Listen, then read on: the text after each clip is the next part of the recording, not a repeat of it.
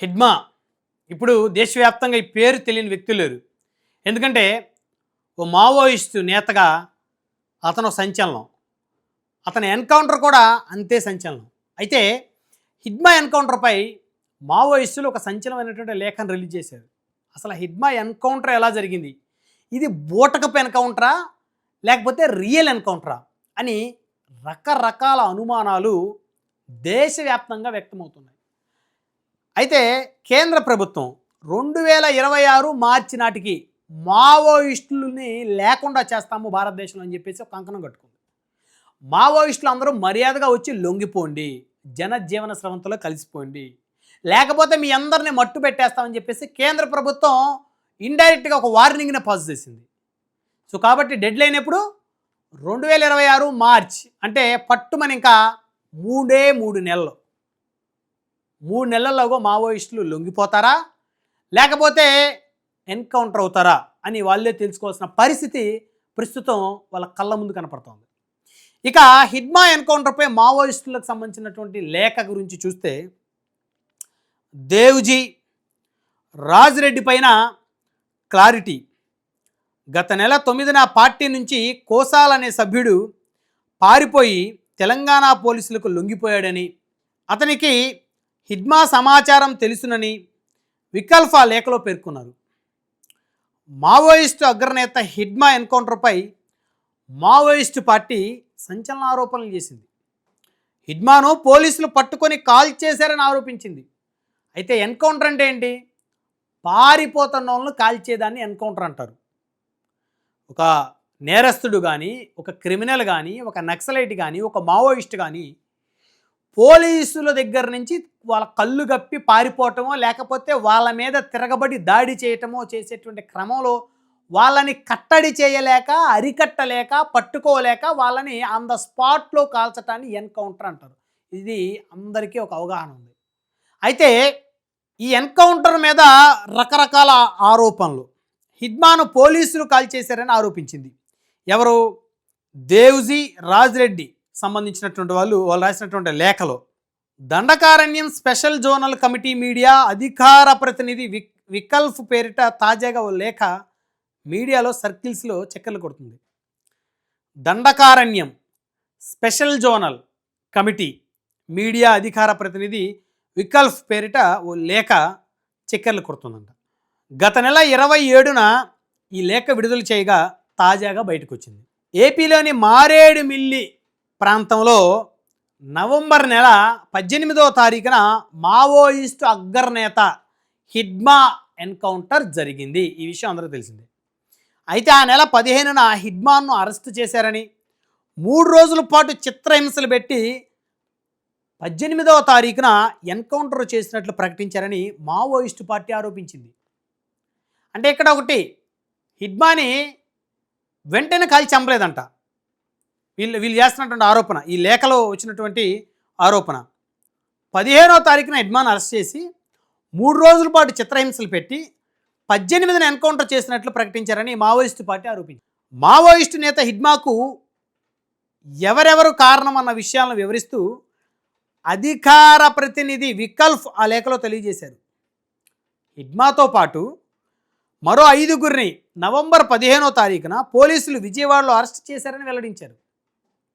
ఒక హిడ్మానే కాదంట, హిడ్మాతో పాటు మరొక 5గురిని పోలీసులు నవంబర్ 15న విజయవాడలో అరెస్ట్ చేశారంట.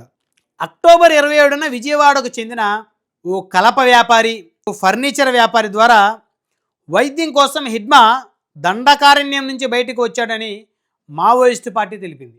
అంటే హిడ్మా ఏదో అనారోగ్యంతో బాధపడుతున్నారని, ఆయన వైద్యం కోసం బయటకు వచ్చారని ఆ మావోయిస్టు పార్టీ తెలియజేసింది. హిడ్మా వెళ్ళిన తర్వాత మరికొందరు విజయవాడ వెళ్ళారని, ఈ సమాచారం తెలిసిన పోలీసులు నిరాయుధుడైన హిడ్మాను పట్టుకున్నారని మావోయిస్టు పార్టీ వివరించింది. ఒకటండి క్లియర్గా, అక్టోబర్ 27వ తారీఖున విజయవాడకు చెందిన ఒక కలప వ్యాపారి, ఫర్నిచర్ వ్యాపారి ద్వారా వైద్యం కోసం హిడ్మా దండకార్యం నుంచి బయటకు వచ్చాడంట. వచ్చాడని మావోయిస్టు పార్టీ తెలిపింది. హిడ్మా వెళ్ళిన తర్వాత మరికొందరు విజయవాడ వెళ్ళారని హిడ్మాతో పాటు.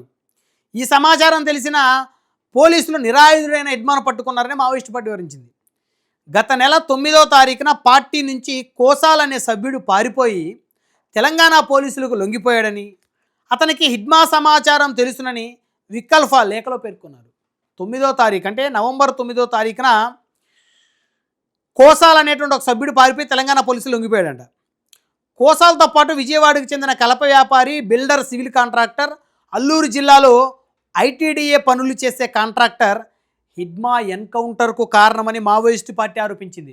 అయితే మరి ఈ కాంట్రాక్టర్లు చాలా జాగ్రత్తగా ఉండాల్సినటువంటి పరిస్థితి. ఎందుకంటే మరి వీళ్ళ మీద కూడా కక్షతోటి మరి మావోయిస్టులు ఏదైనా చేసేటువంటి ప్రమాదం ఉంది. ఎందుకంటే వీళ్ళ ద్వారా హిడ్మా సమాచారం పోలీసులు తెలుసుకున్నారనేటువంటి మరి ఒక ఆరోపణ వీళ్ళు చేస్తున్నారు కాబట్టి. అయితే అదే సమయంలో హిడ్మా ఎన్కౌంటర్కు మావోయిస్టు అగ్రనేత దేవ్జీ కారణమన్న ఆరోపణలను ఖండించింది. మావోయిస్టు అగ్రనేత దేవ్జీ అనేటువంటి వ్యక్తి హిడ్మా ఎన్కౌంటర్కి కారణమనేటువంటి ఆరోపణలను మరి ఈ లేఖలో ఎవరైతే లేఖ రాశారో వారు తీవ్రంగా ఖండించినట్టు తెలుస్తోంది. అయితే అగ్రనేతలు దేవ్జీ, రాజిరెడ్డి పార్టీలో సురక్షితంగా ఉన్నట్లు లేఖలో వికల్ఫ్ వెల్లడించారు. అగ్రనేతలు రాజిరెడ్డి, దేవ్జీ సురక్షితంగానే ఉన్నారంట. ఈ లేఖతో కొన్ని రోజులుగా మావోయిస్ట్ అగ్రనేతలు దేవ్జీ, రాజిరెడ్డి పోలీసుల అదుపులో ఉన్నట్లు జరిగిన ప్రచారం అంతా ఫాల్స్ అని తేలిపోయింది. అయితే ఇప్పుడు పోలీసులు హిడ్మాన్ ఎన్కౌంటర్ చేసిన తర్వాత ఇంకా మావోయిస్ట్ అగ్రనేతలైనటువంటి దేవ్జీ, రాజిరెడ్డి వాళ్ళు పోలీసుల అదుపులో ఉన్నారు అనేటువంటి ఒక ప్రచారం జరిగింది. ఆ ప్రచారం ఉత్తుదే అని చెప్పేసి ఇక్కడ స్పష్టంగా అర్థమవుతుంది. సో అంటే పోలీసులు ఎందుకు చెప్పుకుంటూ ఉండొచ్చు, మావోయిస్ట్ అగ్రనేత అయినటువంటి హిడ్మా చనిపోయిన తర్వాత ఈ దేవ్జీ, రాజిరెడ్డి పోలీసుల అదుపులోకి వచ్చిన తర్వాత మిగతా మావోయిస్టులు అందరూ లొంగిపోతారని చెప్పేసి అనుకొని ఉండొచ్చు, తప్పులేదు.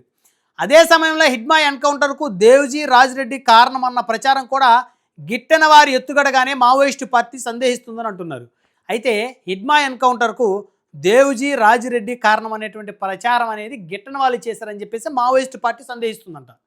సో కాబట్టి ఇక్కడ హిడ్మాకి, దేవ్జీకి, రాజిరెడ్డికి మధ్య ఎలాంటి విభేదాలు లేనట్టు, వాళ్ళు ముగ్గురు కూడా ఒకరికొకరు ట్రాన్స్ఫరెన్స్గానే ఉన్నట్టయితే తెలుస్తూ ఉంది. సో హిడ్మా చనిపోయాడు కాబట్టి వాళ్ళిద్దరి మీద వాళ్ళే పట్టించారు, వాళ్ళ ద్వారానే ఎన్కౌంటర్ జరిగిందని ప్రచారం చేస్తే మిగతా మావోయిస్టులు లొంగిపోవటం, లేకపోతే హిడ్మాకి అనుకూలంగా ఉన్న వాళ్ళు కొంతమంది వీళ్ళ మీద తిరగబట్టం మీద జరుగుద్ది అనేటువంటి ఒక ఆలోచన ఏదైతే ఉందో ఆ ఆలోచనకి చెక్ పెట్టేలా ఈ లేఖ ఉంది.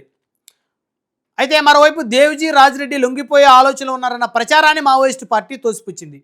అది అయితే ఇప్పుడు మావోయిస్టులను పట్టుకోవడం నిజంగా ప్రభుత్వానికి పెను సవాల్గా మారింది.